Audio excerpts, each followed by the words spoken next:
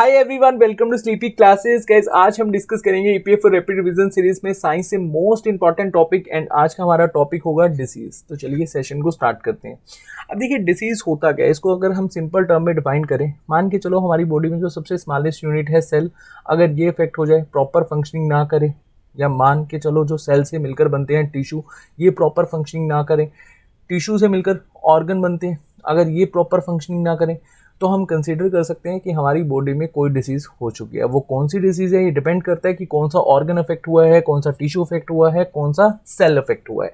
ठीक है जी। अब इसको आप सिंपल टर्म में डिफाइन भी कर सकते हो, disease is a situation where a person is not at ease. ठीक है जी। या कोई डिसऑर्डर हो जाना, इसको भी हम लोग क्या कहते हैं, डिसीज ही कहते हैं। अब डिसीज टू टाइप्स की होती है, कॉन्जिनिटल डिसीज एंड एक्वायर्ड डिसीज, या इसको आप थ्री टाइप्स में भी कंसिडर कर सकते हो। बात एक ही है, थ्री टाइप्स में कैसे मैं आपको समझाता हूँ। Congenital disease and acquired disease. Acquired disease को हम फर्दर टू टाइप्स में क्लासिफाइड करते हैं, कम्युनिकेबल एंड नॉन कम्युनिकेबल। ठीक है जी। अब यहाँ पर कॉन्जिनिटल जो डिसीज होती हैं, ये एक तरह की जेनेटिक डिसऑर्डर की वजह से हमें देखने को मिलती हैं, या इसको आप ऐसे भी कंसिडर कर सकते हो, इम्बैलेंस ऑफ क्रोमोसोम। अब क्रोमोसोम की अगर हम बात कर रहे हैं तो ये क्या है, एक तरह का जेनेटिक डिसऑर्डर होता है। उसके बाद मेटाबॉलिक डिसऑर्डर या फिर माल फंक्शनिंग ऑफ एनी ऑर्गन। यहाँ इस डिसीज़ में कोई ऑर्गन प्रॉपर काम ही नहीं करता। अब ये बेसिकली जो डिजीज़ है इनको हम अच्छे से डिस्कस करेंगे भी। एंड देन एक्वायर्ड डिसीज़ में कम्युनिकेबल डिसीज़ कौन सी होती हैं। अब इसका एक बेस्ट एग्जांपल है कोरोना वायरस। ठीक है जी। मतलब जो हमारी बॉडी में ऐसा एक तरह से इन्फेक्शन डिसीज़ होती हैं, चाहे वो वायरस की वजह से डिसीज़ हो, या फिर बैक्टीरिया की वजह से हो, या फिर फंजाई की वजह से हो, वॉर्म्स की वजह से हो। ऐसी डिसीज़ को हम लोग क्या बोलते हैं, कम्युनिकेबल डिसीज़ बोलते हैं। अब नॉन कम्युनिकेबल डिसीज़ क्या होती है, मैंने आपको विटामिन वाले सेशन में बताया था। मान के चलो हमारी बॉडी में कोई ऐसा मिनरल की कमी होगी, उसकी वजह से जो डिसीज़ होगी उसको हम लोग क्या बोलेंगे, नॉन कम्युनिकेबल। मिनरल लगा लो यहाँ पर आप, या फिर विटामिन लगा लो, न्यूट्रिएंट्स लगा लो, बात एक ही है। ठीक है जी। एक तरह से इसको हम लोग क्या बोलते हैं, डेफिशिएंसी डिसीज़। एलर्जिक भी आप इसी में कंसिडर कर सकते हो, जो एलर्जी होती है हम लोगों को, वो भी एक तरह से नॉन कम्युनिकेबल डिसीज़ है। चलिए वन बाय वन डिस्कस करते हैं। फर्स्ट है चिकन पॉक्स। अब चिकन पॉक्स को हम लोग क्या बोलते हैं, वेरिसोला या फिर वेरिसेला जोस्टर वायरस। कई बुक्स में इसको वेरिसोला भी लिखा हुआ है, तो आपने कंफ्यूज नहीं होना। और इसका जो पैथोजन है वो है वेरिसोला वायरस। ठीक है जी, या फिर वेरिसेला। और इसका जो वेक्टर है, मतलब किससे फैलता है, एयर से। और कौन से ऑर्गन को अफेक्ट करता है, वोल बॉडी। ठीक है जी। हाई फीवर हमें देखने को मिलता है और पूरी बॉडी भयंकर रेडिश हो जाती है, मतलब पूरी बॉडी में हमें रेडिश रेडिश देखने को मिलता है। और इस डिसीज़ को हम लोग क्या कंसिडर करते हैं, चिकन पॉक्स। ठीक है जी। अब देखिए नेक्स्ट है डेंगू। अब डेंगू को हम लोग क्या बोलते हैं, black bone virus. Black bone virus मैं लिख देता हूँ। और अगर आप हिंदी मीडियम से हैं तो आपने देखा भी होगा, जो डेंगू है उसको शरीर तोड़ बुखार भी कहा जाता है। ठीक है जी। और बहुत ही भयंकर तरीके से शरीर टूटता है अगर किसी पर्सन को डेंगू हो जाए। और इसका जो पैथोजन है वो क्या है, डेंगू या फिर आर्बो वायरस। ठीक है जी। और इसका जो वेक्टर है वो बहुत इंपॉर्टेंट है, मैं यहाँ लिख देता हूँ, एडिस इजिप्टी। अब एडिस इजिप्टी क्या है, ये एक फीमेल मॉस्किटो है। इसके काटने की वजह से ही हमें ये वायरस होता है। ठीक है जी। और एडिस इजिप्टी क्या करता है, अगर मान लो किसी पर्सन को एडिस इजिप्टी ने काट लिया, कोई मॉस्किटो ने काट लिया, मतलब इस जो नाम का मॉस्किटो है, इसके बाद हमारी बॉडी में प्लेटलेट्स की बहुत ज़्यादा कमी हो जाती है। यहाँ पर देखो, अफेक्टेड ऑर्गन में ब्लड की कमी, ब्लड यहाँ पर बोले तो प्लेटलेट्स की कमी बहुत ज़्यादा हो जाती है, प्लेटलेट्स खाने लग जाते हैं। और डेंगू अगर किसी पर्सन को होता है तो आपने देखा होगा प्लेटलेट्स की कमी हो जाती है एकदम से, और फिर नारियल पानी दिया जाता है, कीवी दिया जाता है। एंड अगर समटाइम्स हालत ख़राब हो जाती है तो उनको एडमिट भी करवाया जाता है हॉस्पिटल्स में। और हमारे नॉर्थ इंडिया में बहुत ही फेमस है ये डिसीज़। फेमस बोले तो मतलब बहुत ही ज़्यादा ये डिसीज़ हमें देखने को मिलती है। हालांकि कोरोना के बाद इसकी वैल्यू थोड़ी सी कम हो गई, बट फिर भी हमें काफ़ी ज़्यादा देखने को मिलती है डेंगू डिजीज़। और पूरा का पूरा सर्कुलेटरी सिस्टम ही बिगाड़ देती है। ठीक है जी। आइज़ भयंकर दर्द करती हैं, हेड भी बहुत ज़्यादा दर्द होता है, और जॉइंट्स, मतलब जैसे कि मैंने आपको बताया, शरीर तोड़, ब्लैक बोन वायरस भी इसको कहा जाता है। सिम्टम्स क्या है इसके, हाई फीवर और बॉडी पेन। ठीक है जी। एक तरह से इसके क्या है, सिम्टम्स हैं। चलिए नेक्स्ट हम डिस्कस करते हैं। नेक्स्ट है एड्स। इससे बहुत ज़्यादा क्वेश्चन आते हैं। आपने अगर मेरे सभी के सभी सेशंस देखे हैं साइंस के, तो मैंने काफ़ी डिटेल में एड्स काफ़ी क्वेश्चन में अलग अलग तरीके से इसको डिस्कस करवाया, बट चलिए यहाँ पर भी हम समझेंगे। अब देखिए एड्स होता क्या है, एक्वायर्ड इम्यूनो डेफिशिएंसी सिंड्रोम। ठीक है जी, ये एक तरह का क्या है, रेट्रोवायरस है। और अगर किसी पर्सन को मान लो कि एड्स हो जाए, वैसे तो नहीं होना चाहिए, बट चलो अगर हो जाता है तो उसके लिए कौन सा टेस्ट होता है, ऐसे क्वेश्चन मतलब इस तरह का क्वेश्चन बहुत बार पूछा जाता है कि एड्स के लिए हम कौन सा टेस्ट कराते हैं। एलिजा, एलिजा टेस्ट की जो फुल फॉर्म है वो है एंजाइम, चलिए मैं लिख देता हूँ, एंजाइम लिंक्ड इम्यूनो सॉर्बेंट ऐसे। ठीक है जी, तो ये एक तरह से एलिजा की फुल फॉर्म है। अब ये 2 टाइप्स का होता है। HIV आप कंसीडर कर सकते हो इसका, क्योंकि इसके पैथोजन को हम HIV कहते हैं, ह्यूमन इम्यूनो डेफिशिएंसी वायरस। अब 2 तरह का HIV होता है, HIV1, HIV2। जो हमें कॉमनली देखने को मिलता है वो है HIV1। अब जो HIV2 है इसको भी हम थोड़ा सा समझ लेते हैं, इससे रिलेटेड भी बहुत सारे क्वेश्चन पूछे जाते हैं। देखिए जो HIV2 है ये सिमिलर वायरस होता है जो हमें देखने को मिलता है अफ्रीका के जो फॉरेस्ट वाले एरियाज हैं, ये ऐसे समझ लो। ये सिमिलर वायरस हमें देखने को मिला है blood of wild African green monkey.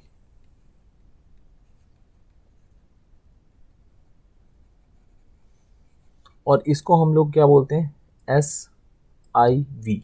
SIV बोले तो सिमियन इम्यूनो डेफिशिएंसी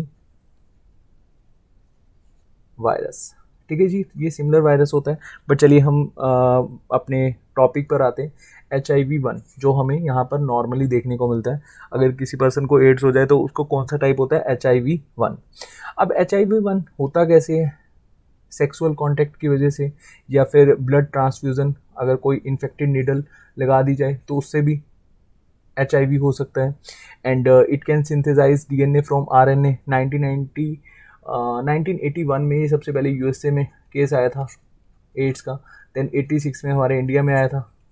ठीक है जी, ऐसे ये क्वेश्चन भी पूछे जाते हैं। और इसको लेकर हम कौन सा ड्रग यूज़ करते हैं, अगर मान लो किसी पर्सन को एड्स हो जाए तो हम कौन सा ड्रग यूज़ करते हैं, एजिडो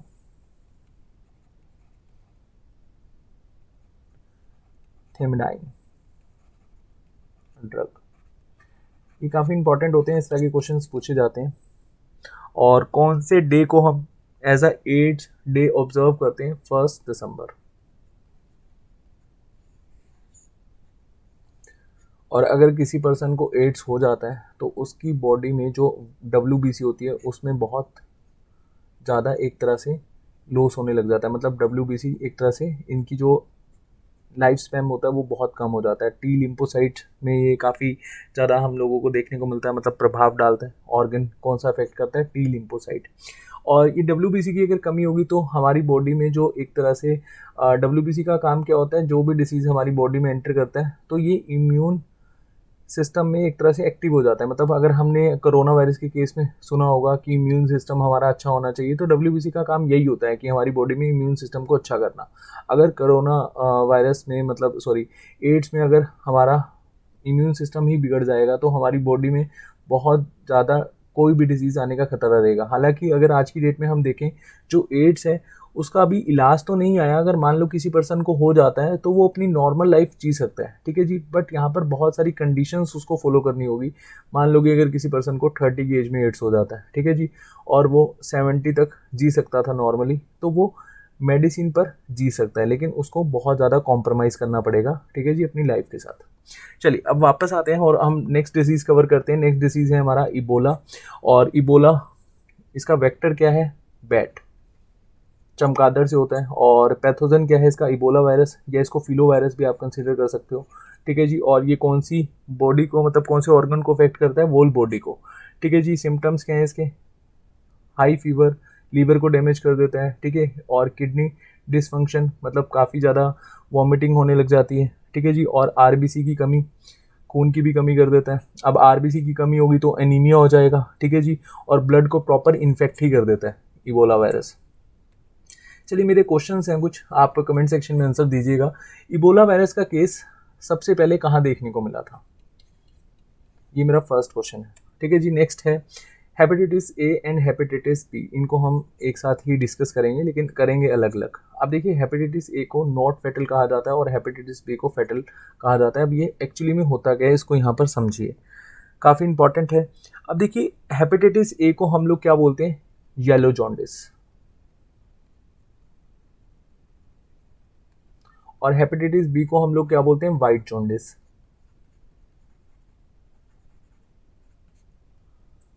एंड हेपेटाइटिस जो ए है इसमें काफ़ी ज़्यादा लीवर डैमेज होने का खतरा रहता है, लीवर में हमें देखने को मिलता है और ब्लड की कमी हो जाती है। और जो हेपेटाइटिस बी है, जो एक तरह से वाइट जॉन्डिस हम लोग कहते हैं, इसमें ब्लड प्रॉपर खराब ही हो जाता है। और अगर किसी को वाइट जॉन्डिस हो जाए तो ये बहुत ही भयंकर है वाइट जॉन्डिस, ठीक है जी। इसका तो फिर भी इलाज है, ऐसा नहीं है इसका नहीं है, बट ये काफ़ी डेंजरस है कंपेरेटिवली येलो जॉन्डिस, ठीक है जी। चलिए बाकी इफेक्ट ऑर्गन जैसे कि मैंने बताया, liver, loss of appetite and white stool and jaundice, ठीक है जी, ये एक तरह के सिम्टम्स है। नेक्स्ट है जीका वायरस। अब जीका वायरस का जो पैथोजन है वो जीका वायरस ही है, और इसका जो मोड ऑफ ट्रांसमिशन मतलब इसका जो वेक्टर है वो है एडिस एजिप्टी मॉस्किटो, ठीक है जी। ये दो मॉस्किटो से होता है, एक तो एडिस एजिप्टी और एक एडिस एल्पोपिक्टस। ये क्वेश्चन बहुत बार एग्जाम में पूछा हुआ है तो इसको ध्यान रखना, ठीक है जी। कौन से ऑर्गन को अफेक्ट करता है, ब्रेन को, जीका वायरस। सिम्टम्स क्या हैं, अगर ब्रेन को अफेक्ट कर रहा है तो इट मीन्स हमारे जो नर्व सिस्टम है उसको वीक कर देता है ये। देन नेक्स्ट है रेबिस। अब देखिए रेबिस जो है ये इसको हम लोग क्या बोलते हैं, रेबडा वायरस, ठीक है जी, इसको रेबडा वायरस भी बोलते हैं, ध्यान रखना। या फिर हाइड्रोफोबिया, और पैथोजन है इसका रेबिस वायरस। और ये किसकी वजह से होता है, वेक्टर क्या है इसका, डॉग, मोंकी, कैट, ये इसके क्या है, वेक्टर है। एंड कौन से ऑर्गन को अफेक्ट करता है, ब्रेन को, स्पाइनल कोड को अफेक्ट करता है। सिम्टम्स क्या है इसके, पानी से डर लगने लग जाता है, फोबिया हो जाता है, ठीक है जी, हाई फीवर, और सिर में दर्द होने लग जाता है, और चेस्ट जो काफ़ी ज़्यादा पेन होने लग जाती है, मतलब एक तरह से रेस्पिरेटरी सिस्टम को भी इफेक्ट करता है कहीं ना कहीं, ठीक है जी। तो काफ़ी डेंजरस डिसीज़ है रेबिस। उसके बाद है स्मॉल पॉक्स। अब स्मॉल पॉक्स ये इसको हम लोग क्या बोलते हैं, वेरियोला वायरस, वेरियोला वायरस, क्योंकि इसका पैथोजन क्या है, वेरियोला ही है। और इसका वेक्टर क्या होता है स्मॉल पॉक्स का, एयर ही है, जैसे हमने पढ़ा था ना अभी चिकन पॉक्स, ऐसी जैसे इसका वेक्टर क्या था, एयर था, ऐसे ही हमारे जो स्मॉल पॉक्स है इसका भी वेक्टर क्या होता है, एयर ही होता है। उसके बाद कौन से ऑर्गन को अफेक्ट करता है, वॉल बॉडी, ठीक है जी। सिम्टम्स क्या है, हल्का हल्का फीवर होता है और कुछ दिन तक रहता है हल्का हल्का फीवर। उसके बाद हमारी बॉडी में एक तरह से रेडिश और इरप्शन होने लग जाती है, ठीक है। और उसके बाद कंसिडर होता है कि हाँ हमें स्मॉल पॉक्स हो चुका है, ठीक है जी। ये भी काफ़ी डेंजरस डिसीज़ है। देन है नेक्स्ट मम्स, इसको एपिडेमिक पैराटोटिस भी बोलते हैं, और पैथोजन क्या है इसका, मम्स वायरस ही है। और इसका जो आप इसको पैरामोक्सी वायरस भी बोल सकते हो। समटाइम्स इसका जो पैथोजन है वो मम्स वायरस ना लिखकर आपको इस तरह से लिखा हो सकता है, पैरामोक्सी। अब कई जगह पैरामोक्सी की स्पेलिंग ऐसे भी लिखे हुए हैं तो आपने कंफ्यूज नहीं होना, पैरामोक्स ऐसे भी लिखा हो सकता है, तो एक ही बात है, ठीक है जी। और ये कौन से हमारे ऑर्गन को अफेक्ट करता है, सैलिवरी ग्लैंड को, मतलब ब्लड को इन्फेक्ट करता है। सिम्टम्स क्या है इसके, लो ग्रेड फीवर और हेडेक, सिर में दर्द होना और मसल पेन होना, ये इसके क्या है बेसिकली सिम्टम्स हैं। नेक्स्ट है पोलियो। अब देखिए पोलियो से तो रिलेटेड स्टैटिक में भी क्वेश्चन पूछा जाता है, पोलियो डे कब हम ऑब्जर्व करते हैं, 24 अक्टूबर। और इसकी आप बहुत सारी एडवर्टाइजमेंट भी देखते होंगे, अमिताभ बच्चन जी इसके एडवर्टाइजमेंट करते हैं, 2 बूंद जिंदगी की, है ना। चलिए डिसीज़ है पोलियो, और इसको पोलियो मिलेटिटिस भी बोलते हैं हम लोग। एंड ये जो इसका पैथोजन होता है वो पोलियो वायरस भी है, और आपने एक नाम यहाँ पर याद रखना है, एंटीरो वायरस। हाउस फ्लाइज जो होती हैं घर में जो मक्खी मच्छर होते हैं उनसे ज़्यादा ये फैलता है, ठीक है। जो वेक्टर होता है इसका लिख लेना, हाउस फ्लाइज, जो घर में हमारे मक्खी मच्छर होते हैं उससे पोलियो होने का खतरा रहता है, ठीक है जी। और ये मेनली छोटे बच्चों को अफेक्ट ज़्यादा करता है, ठीक है जी। तो उनसे हमें बचना चाहिए, और जो हमारी गवर्नमेंट की एक गाइडलाइंस है कि हर 5 साल के बच्चे को पोलियो की 2 बूंद ज़िंदगी की मतलब ड्रॉप्स पिलाना अनिवार्य है।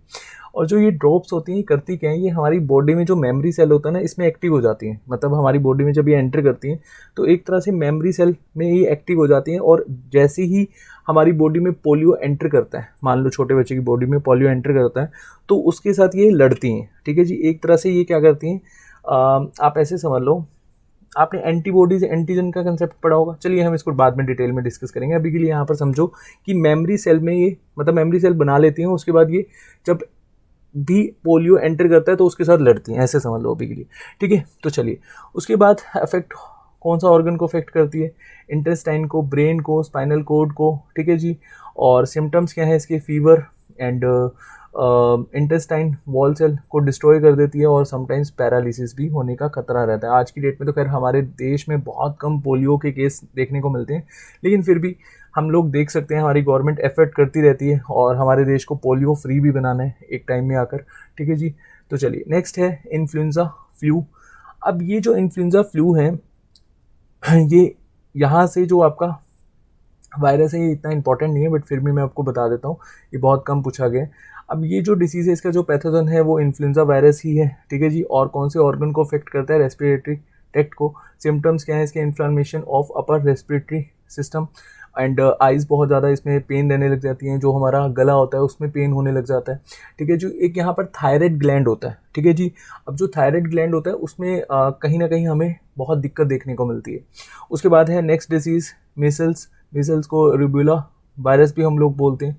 ठीक है जी, और इसका पैथोजन क्या है, रुबेला वायरस ही है। और कौन से ऑर्गन को अफेक्ट करता है, वोल बॉडी। ठीक है जी, और हमारी बॉडी में इसकी वजह से बहुत ज़्यादा रेडिश हो जाती है हमारी बॉडी। और एक सिम्टम्स इसका याद रखना, लॉस ऑफ एपेटाइट। ठीक है जी, नेक्स्ट है स्वाइन इन्फ्लुएंजा। ये काफ़ी इंपॉर्टेंट है स्वाइन इन्फ्लुएंजा। इसका पैथोजन बहुत ज़्यादा पूछा जाता है, H1N1 फ्लू वायरस। उसके बाद कौन से ऑर्गन को अफेक्ट करती है, वोल बॉडी। मसल पेन होने लग जाती है, बहुत भयंकर मसल पेन होती है अगर किसी पर्सन को स्वाइन फ्लू हो जाए। ठीक है जी, सिम्टम्स क्या है इसके, हेडेक मतलब सिर में दर्द हो जाना। ठीक है जी, और हमेशा से ऐसा लगना कि बॉडी बहुत ज़्यादा मतलब टायर्डनेस ही हो जाती है। जैसे हम लोग कहते हैं ना कि हमारा शरीर टूट रहा है, जैसे किसी ने सूद दिया हो पकड़ के, किसी ने मार दिया हो पकड़ के, ऐसा वाला फील आना। Sore throat, vomiting, breathing problem. Breathing मतलब सांस में बहुत ज़्यादा प्रॉब्लम होना। अगर आप स्टेज चढ़ रहे हो तो आपको कहीं ना कहीं बहुत दिक्कत आती है अगर ऐसा ये वायरस हमारी बॉडी में जब एंटर करता है। उसके बाद नेक्स्ट है येलो फीवर। येलो फीवर ये इंपॉर्टेंट है, इससे रिलेटेड एक क्वेश्चन पूछा जाता है कि इसका पैथोजन क्या है, फ्लेवी वायरस। ये बहुत बार एग्जाम में आया है, इसको इग्नोर मत करना। और कौन से ऑर्गन को अफेक्ट करता है, लीवर एंड ब्लड को। ठीक है जी, सिम्टम्स क्या है इसके, fever and loss of apatite, muscle pain. Again यही जो इसके सिम्टम्स हैं। देखो सिम्टम्स बहुत कम पूछे जाते हैं। अगर मान लो कोई ऐसा डिसीज़ है और बहुत ज़्यादा फेमस है तब जाके उसके सिम्टम्स पूछे जाएंगे, लेकिन आपको पैथोजन और जो वेक्टर, जिसके वेक्टर मैं आपको बता रहा हूँ वो वेक्टर तो आपको याद रखने ही है, बाकी पैथोजन ज़्यादा पूछे जाते हैं। और कौन से, अगर मान लो कि हमारी बॉडी के ऑर्गन को अफेक्ट कर रहा है तो ये भी आपके पेपर में आपको देखने को मिल सकता है। देन है बैक्टीरियल डिसीज़। बैक्टीरियल डिसीज़ में सबसे इंपॉर्टेंट है टीबी, ट्यूबरक्लोसिस। अब देखिए ट्यूबी जो डिजीज़ है इसमें जो इसका पैथोजन होता है वो है माइकोबैक्टीरियम ट्यूबरक्लोसिस। ठीक है जी, और कौन से ऑर्गन को अफेक्ट करता है, लंग्स को। सिम्टम्स क्या है इसके, रिपीटेड कफिंग, हाई फीवर। अब देखिए अगर किसी पर्सन को टीबी हो जाता है तो ये ट्रांसमिट भी हो जाता है, तो इसलिए अगर मान लो किसी पर्सन को टीबी होता है तो उसको हम जब तक उसका टीबी ठीक नहीं होता है, इसमें काफ़ी लंबे समय में ये टीबी ठीक होता है, लगभग आप मान के चलो 6 से लेकर 10 महीने मिनिमम टीबी के लिए। ठीक है, वैसे 8-9 महीने में ठीक हो जाता है, बट मैंने यहाँ पर 6 से 10 महीने यहाँ पर लिख दिए हैं, तो किसी पर्सन को 6 महीने में भी ठीक हो जाता है। और टीबी का जो इलाज है वो हमारे गवर्नमेंट के द्वारा बिल्कुल फ्री ऑफ कॉस्ट है, और इवन गवर्नमेंट स्टाइफन भी देती है 500 रुपीज़ का पर मंथ। और आज की डेट में टीबी बहुत ज़्यादा हमें देखने को मिल रहा है, और इसका वेक्टर क्या है, ख़राब पानी और एयर पोल्यूशन। ये बहुत ही ज़्यादा इसका हमें इसका प्रभाव देखने को मिलता है। दिल्ली साइड बहुत ज़्यादा होता है, या जहाँ पर इंडस्ट्रियल एरिया है, जैसे मान लो कि अगर आप जिस एरिया में रहते हैं या आपके पास आसपास का जो एरिया वो इंडस्ट्रियल एरिया है, तो वहाँ पर जो टीबी के जो पेशेंट हैं वो बहुत ज़्यादा होंगे कंपैरेटिवली जो जहाँ पर इंडस्ट्रियल एरिया ना हो। ठीक है जी, और टाइम ज़्यादा लगता है, 6 से लेकर 10 महीने आप मान के चलो। उसके बाद है नेक्स्ट टाइफाइड। टाइफाइड भी एक तरह का क्या है, बहुत ही कॉमन सा हमें देखने को मिलता है, और इसका जो पैथोजन है वो है सैलोमिंगा टाइफी। ये बहुत बार एग्जाम में पूछा गया है। उसके बाद इसका कौन से ऑर्गन को अफेक्ट करता है, इंटेस्टाइन को। ठीक है जी। सिम्टम्स क्या हैं, हाई फीवर, डायरिया और सिर में दर्द होना, ये इसके क्या हैं, सिम्टम्स हैं। अब देखिए इससे रिलेटेड आपसे एक क्वेश्चन में, चलो मैं यहाँ बता ही देता हूँ। अगर किसी पर्सन को टाइफाइड हो जाता है तो वो कौन सा टेस्ट कराता है, WIDAL टेस्ट।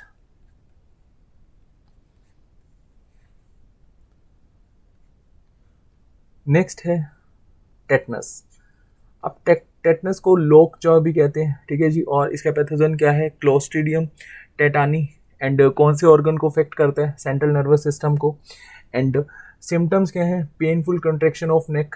ठीक है जी। टेटनस का आपने देखा भी होगा, टेटनस का टीका हम क्यों लगाते हैं, अगर कोई भी इन्फेक्टेड नीडल है, मान लो कोई जैसे हमें पुराना अगर कोई लोहा अगर हम हमारी बॉडी पे लग गया और हमारी बॉडी पे स्क्रैच आ गया, ब्लड आने लग गया, तो हम लोग टेटनस का टीका लगाते हैं। ठीक है। उसका रीज़न क्या होता है कि ये बहुत ही भयंकर बीमारी है। ठीक है। और इसका ये जो प्रभाव है वो बहुत ज़्यादा है। ठीक है जी। पूरा का पूरा नर्वस सिस्टम इससे डैमेज हो जाता है। सिम्टम्स इसके हैं, पैरालिसिस भी हो जाता है, और जो हमारी नेक है वो कम्प्लीटली एक तरह से जाम हो जाती है। ठीक है जी। उसके बाद है लिप्रोसी। लिप्रोसी ये जो मक्खी होती है, मक्खी मच्छर, इन्हीं से ही होता है। ठीक है जी। और उसके बाद पैथोजन क्या है इसका, माइकोबैक्टीरियम लिप्रे। ठीक है जी। एंड कौन से ऑर्गन को अफेक्ट करता है, स्किन, बोन्स, पेरिफेरियल नर्वस, मतलब ये भी एक तरह का नर्व सिस्टम पे अफेक्ट करता है, लेप्रोसी। और इसको आप ऐसे भी कर सकते हो, अगर हम कोई फूड खा रहे हैं और वो फूड खराब है तब भी लिप्रोसी होने का खतरा रहता है, डिके ऑफ फूड ऐसे समझ लो। और इसके लिए हम कौन सा ड्रग लेते हैं, MDP ड्रग।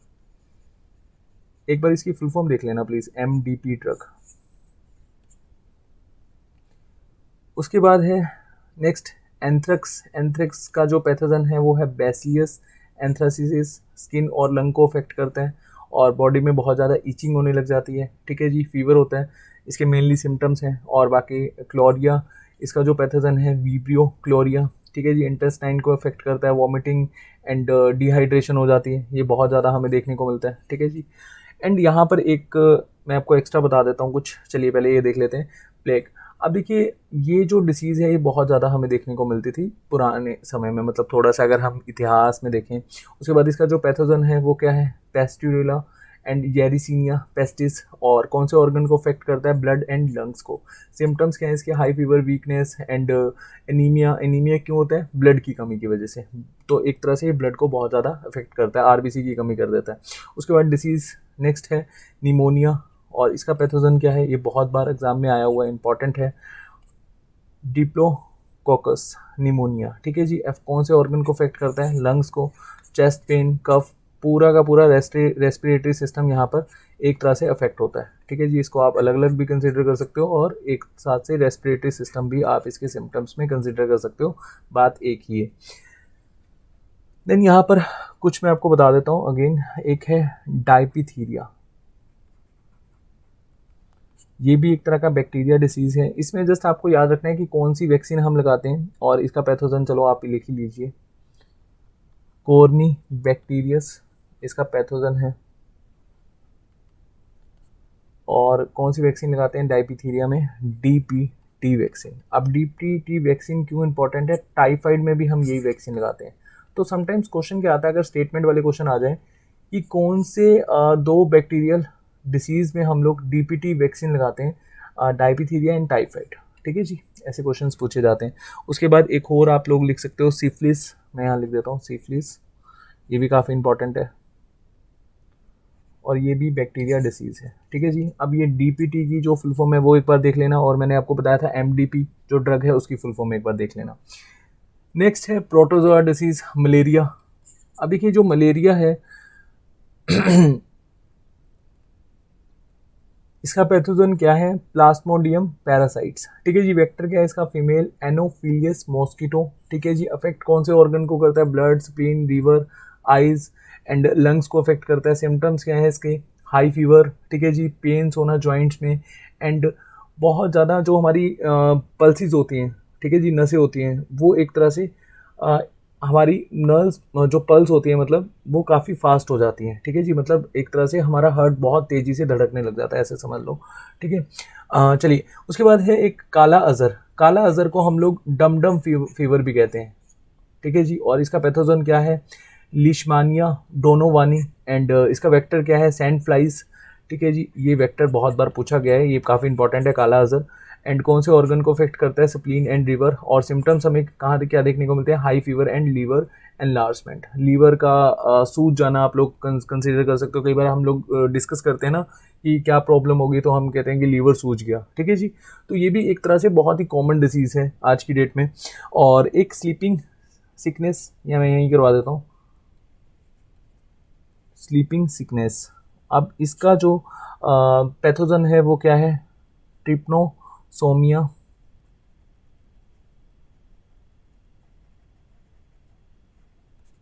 और इसका वेक्टर क्या है? सी फ्लाई।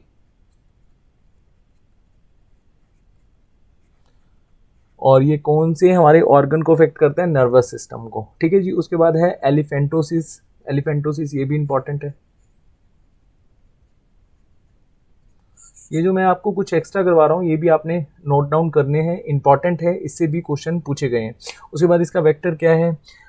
वुचेरिया।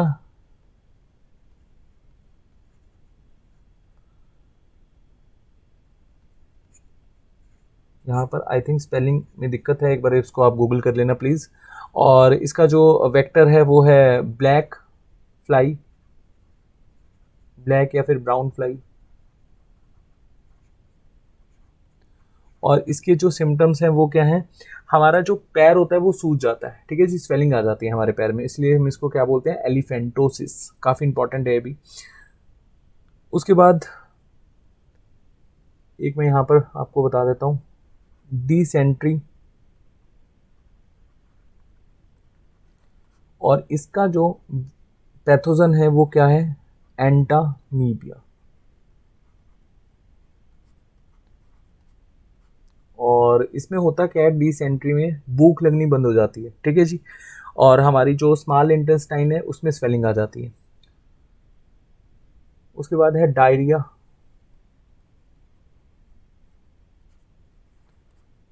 ये भी किसी, इसका जो पैथोजन है वो सेम है, एंटामीबिया। एंड इसमें भूख लगना बंद हो जाती है। जो हमारा डाइजेस्टिव सिस्टम है वो काफ़ी ज़्यादा अफेक्ट होता है इससे, डायरिया से, ठीक है जी। लूज मोशन लग जाते हैं, ठीक है जी। इसमें भी स्मॉल इंटेस्टाइन में हमारी क्या आ जाती है? स्वेलिंग आ जाती है। नेक्स्ट है फंजाई। फंजाई की वजह से जो डिसीज़ होते हैं, बाल्डनेस। अब आपने देखा होगा नॉर्मली आजकल बॉलीवुड में मूवीज़ भी आ गई हैं बाल्डनेस को लेकर, ठीक है जी। काफ़ी ज़्यादा देखने को मिल रही है। और इसका जो पैथोजन होता है वो होता है टीनिया कैपिटिस। और कौन से ऑर्गन को अफेक्ट करता है? ऑब्वियसली हेयर को ही करेगा, ठीक है जी। सिम्टम्स क्या है? हेयर फॉल होना। उसके बाद डिसीज़ नेक्स्ट है बेरी बेरी। और ये किसकी वजह से होती है? कौन क्या है इसका pathogen? Deficiency of thiamine, vitamin B1 की कमी हो जाना, ठीक है जी। कौन से ऑर्गन को अफेक्ट करेगा? हार्ट एंड नर्व को। एंड इसके सिम्टम्स क्या है? वेट लूज हो जाना, ठीक है जी। और लिम्स में पेन रहना और irregular heart rate. And next है एथलीट फुट, ठीक है जी। इसका जो पैथोजन है वो है टीनिया पेडिस। ये कंफ्यूज मत होना आपने, टीनिया कैपिटिस जो है वो बाल्डनेस का है। और जो एथलीट फुट का है वो है टीनिया पेडिस। कौन से ऑर्गन को अफेक्ट करता है? जो हमारे पैर के बिल्कुल नीचे होती है स्किन, उसको अफेक्ट करता है। सिम्टम्स क्या है? Cracking of feet. नेक्स्ट है डिसीज रिंग वॉर्म। अब रिंग वॉर्म का जो पैथोजन है ये बहुत बार पूछा गया है, ट्राइकोफाइथोन वेरो कोसम, ठीक है जी। कौन से ऑर्गन को अफेक्ट करता है? स्किन को। और इसके जो सिम्टम्स है, राउंड रेड स्पॉट हो जाते हैं हमारे स्किन पे, इचिंग बहुत ज़्यादा होती है, ठीक है जी। अब देखिए कुछ जेनेटिक डिसऑर्डर पढ़ेंगे और फिर लास्ट में मैं आपको जो डिसीज़ रह गए हैं वो कवर करवाऊंगा, ठीक है जी। हेमोफीलिया। हेमोफीलिया हमने बहुत बार क्वेश्चन में भी डिस्कस किया है, इसको हम रॉयल डिसीज़ भी बोलते हैं। और ये फर्स्टली देखने को मिली थी क्वीन विक्टोरिया में। और क्वीन विक्टोरिया के बाद उनके जो डिसेंडेंट्स रहे हैं उनमें ये डिसीज़ देखने को मिली है। डेट्स वाई इनको कहा जाता है she was a carrier of this disease. अब इसको रॉयल डिसीज़ क्यों कहा जाता है? इसमें ब्लड क्लोटिंग नहीं होती। मतलब अगर मान लो कि अगर हमारी बॉडी में हल्का सा स्क्रैच लग गया तो बहुत भयंकर ब्लीडिंग होती है, रुकने का नाम ही नहीं लेती, ठीक है जी। और इस तरह की डिसीज़ को हम लोग क्या बोलते हैं? हेमोफीलिया। नेक्स्ट है टर्नर सिंड्रोम। टर्नर सिंड्रोम ये एक तरह का फीमेल एलोसम में हमें देखने को मिलता है, ठीक है जी, मतलब ये महिलाओं में ही होता है। जो 45th क्रोमोसोम होता है इसमें एक क्रोमोसोम मिस होता है, ठीक है जी, डेट्स वाई ये टर्नर सिंड्रोम हमें देखने को मिलता है। इसमें जो फीमेल होती है उसमें लड़कों जैसे हमें लक्षण देखने को मिलते हैं, सिम्टम्स देखने को मिलते हैं।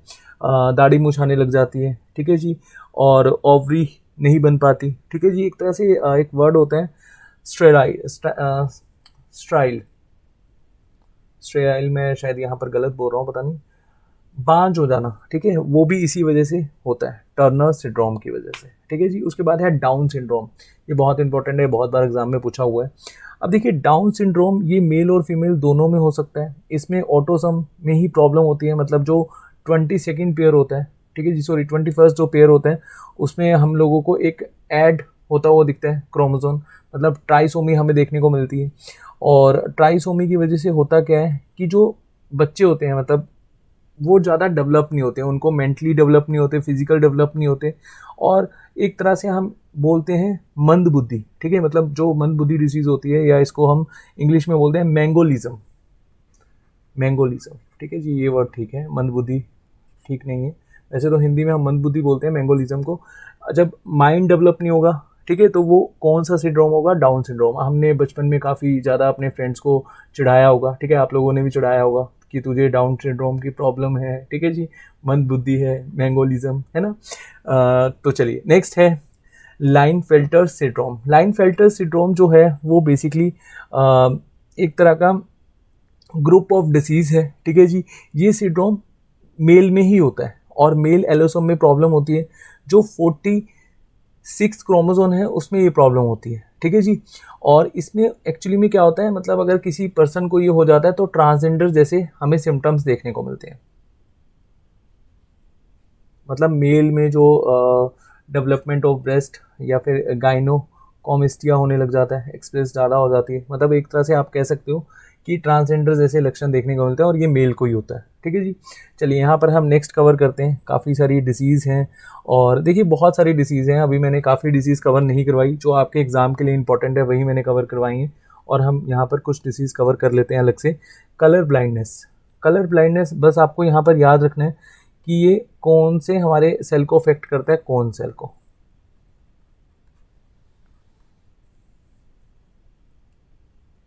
उसके बाद नेक्स्ट है टाउ सिंड्रोम।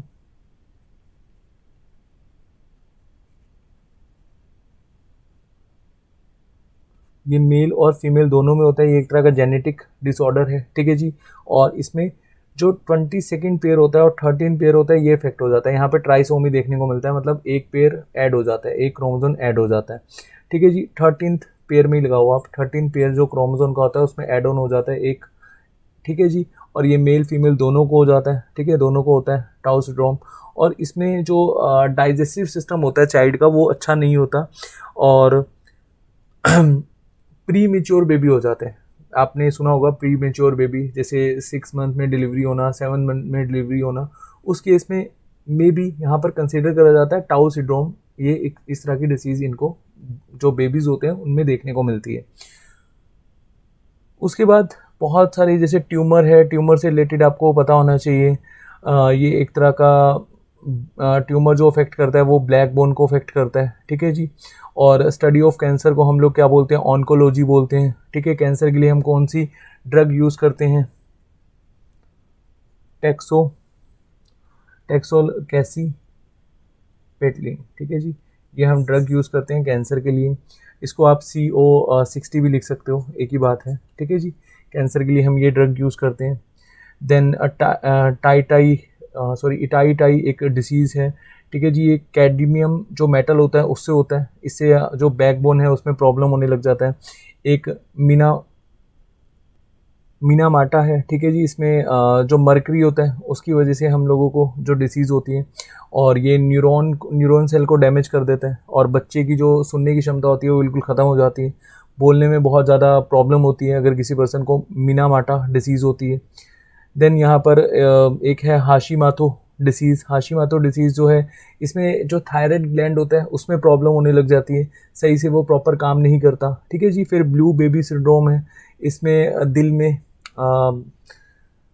एक तरह से होल हो जाता है, छेद हो जाता है और ऑक्सीजन प्रॉपर नहीं जा पाता, और नाइट्रेट फूड की वजह से भी ब्लू बेबी सिंड्रोम हो जाता है।